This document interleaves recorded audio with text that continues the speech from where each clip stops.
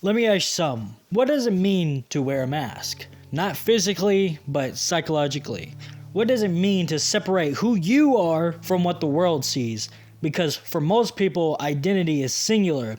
You are one person, one life, one constant narrative. But for Peter Parker, identity is divided, carefully, constantly, and sometimes painfully. In 1985, Web of Spider-Man #1 presents us with a powerful image, a dark figure crouched in silence, perched above the city, watching. Not triumphant, not celebratory, but isolated. And that tone matters because this is not the image of a hero enjoying victory. This is an image of someone carrying responsibility. Now consider the evolution of Spider-Man up to this point. He is no longer the inexperienced teenager from the earliest stories. He has faced loss, failure, consequences that cannot be undone. And with each of those experiences, something subtle begins to change. The costume remains the same, but the person inside it does not. Now here's where the black suit becomes significant. At first glance, it appears to be an upgrade. Sleek, more efficient, more powerful, but appearances, as we know, are rarely the full story because the black suit represents something deeper than aesthetics. It represents influence, control, and the quiet erosion of identity. Now think carefully about that. How often do we adopt things in our lives? Habits, environments, even relationships that appear beneficial on the surface, but gradually begin to shape us in ways we did not intend. The black suit functions the exact same way. It does not immediately corrupt. It does not announce itself as a threat. It integrates. And over time, it begins to take more than it gives. This is what makes Web of Spider-Man #1 so compelling, because it's not simply a story about rejecting the suit, it's a story about reclaiming self-control. Now consider Peter Parker's internal conflict. He's not battling an external enemy in the traditional sense.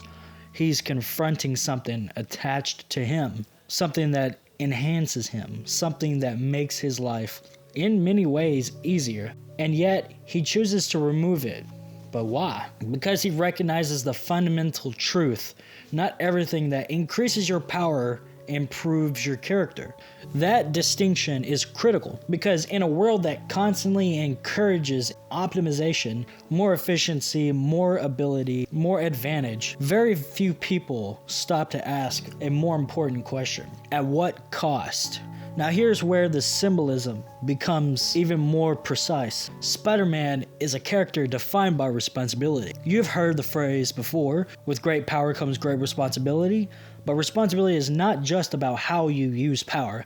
It is also about what you refuse. Peter Parker's decision to reject the black suit is not an act of weakness. It's an act of discipline because he's choosing limitation over corruption, control over convenience. And this is a far more difficult decision than simply becoming stronger. Now let's examine this idea beyond the character, because this is where the story becomes relevant. Every individual at some point is presented with a equivalent choice, something that offers advantage, something that promises improvement, but carries consequences that are not immediately visible. And in those moments, the question becomes very simple. Do you take it or do you walk away? Peter Parker walks away. And in doing so, he reinforces something essential about his identity. That being Spider-Man is not about having powers, it's about maintaining integrity, even when no one else can see the difference. Now look again at the image this comic book represents. A figure in darkness, silent, watchful, alone, and yet there is strength in that solitude, because true character is not defined in moments of recognition, it is defined in moments of isolation. When no one is watching, when no one is judging, when the only thing guiding your decisions is your own sense of right and wrong. That is the weight Peter Parker carries. Not just responsibility to act, but responsibility to choose correctly, even when the easier path is available. So let me leave you with this. How much of who you are is shaped by what you choose to accept? And more importantly, how much of your identity is defined by what you are willing to reject? Because Web of Spider-Man, number one, is not just about a suit.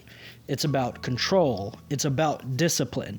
And ultimately, it's about the quiet, often invisible decisions that determine how we become.